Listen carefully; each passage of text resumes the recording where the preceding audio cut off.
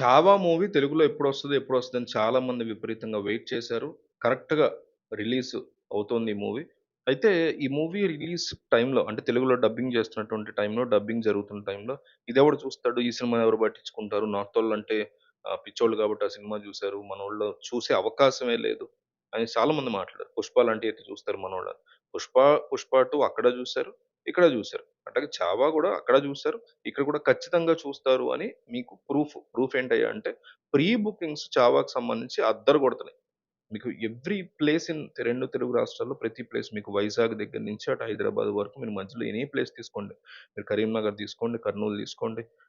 A kind of స్టేట్‌లో ఉన్న ఏ పెద్ద సిటీ తీసుకున్నా ప్రతి చోట రాజమండ్రి గావచ్చు, కాకినాడ గావచ్చు, ప్రతి బుకింగ్ కూడా అద్దిరిపోయేలాగా ప్రీ రిలీజ్ బుకింగ్స్ చాలా దారుణంగా అవుతున్నాయి ఈ మూవీకి. అసలు చాలా మంది వెయిట్ చేశారు. ఇది శివాజీ మహారాజ్ యొక్క కొడుకు సంపాజీ మహారాజ్ యొక్క కథ. ఆ సంభాజీ మహారాజ్ గురించి మేము తెలుసుకోవాలనుకుంటున్నాము. కానీ ఇది హిందీలో ఉంది ఈ సినిమా.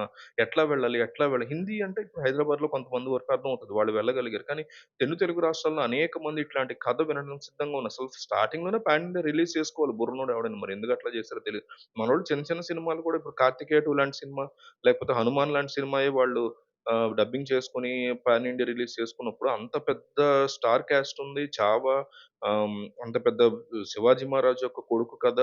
'విక్కీ కౌశల్' ఉన్నాడు. ఈ తమ 'రష్మిక' ఉంది. పోనీ తెలుగోళ్ళకి సుపరిచితురాలు 'రష్మిక' ఉంది. సో, ఇంతమంది ఉన్నప్పుడు దాన్ని పాన్ ఇండియా రిలీజ్ చేసుకోవాలి. ఎందుకో చేసుకోలా. అది చాలా రాంగ్ స్టెప్. కానీ 'గీత ఆర్ట్స్' వాళ్ళు వెంటనే రంగంలో దిగి 'గీత ఆర్ట్స్ డిస్ట్రిబ్యూషన్' అని ఒక సెపరేట్ ఎంటిటీ ఉంది వాళ్ళకి. దాని కింద దీన్ని వెంటనే డబ్బింగ్ అది చేయించారు. బ్లాక్ బస్టర్‌గా ఆ పనంతా నడిచింది. ఎన్టీఆర్ డబ్బింగ్ అనుకున్నారు. కుదరలేదు. ఎందుకంటే చాలా తక్కువ స్పాన్. రైట్స్ తీసుకున్న 1 వీక్ సినిమాని రెడీ చేశారు తెలుగు రిలీజ్‌కి. అంత తక్కువ టైంలో ఒక స్టార్ హీరో వచ్చి డబ్బింగ్ ఇవ్వడం, అది కూడా ఒక ఎమోషనల్ రోలర్ కోస్టర్ గదా!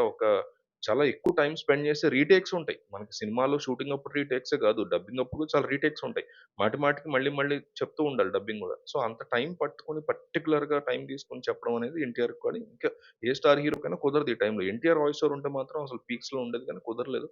సో, అందుకని ఎన్టీఆర్‌ని తీసుకోలేకపోయారు. బట్ స్టిల్ ఒక స్ట్రాంగ్ వాయిస్ ఓవరే ఉంది. ట్రైలర్ చూసాను నేను తెలుగులో. ట్రైలర్ చాలా అద్భుతంగా అనిపించింది నాకు. చాలా బావుంది. తెలుగులో కూడా ఈ మూవీ చాలా మంచి రిజల్ట్స్‌ని తీసుకొస్తది. మంచి కలెక్షన్స్ తీసుకొస్తది. జనాలు థియేటర్‌లకి ఎగబడి చూస్తారని చాలా స్ట్రాంగ్‌గా నేను నమ్ముతున్నా. మనకి చరిత్ర గతంలో దాచేసారనేటువంటి ఆరోపణలు చాలా ఎక్కువగా ఉన్నాయి కాంగ్రెస్ గవర్నమెంట్ మీద. సో, ఈ సినిమా చూసైనా నిజమైన చరిత్ర తెలుసుకుంటారు జనాలని. ఇంకొక పక్క ఈ రైట్ వింగ్ వాళ్ళు వీళ్ళు అంటున్నటువంటి పరిస్థితి. ఏదైనా అది చరిత్ర కాదు, ఇది చరిత్ర కాదని నేనైతే అనుకుంటా.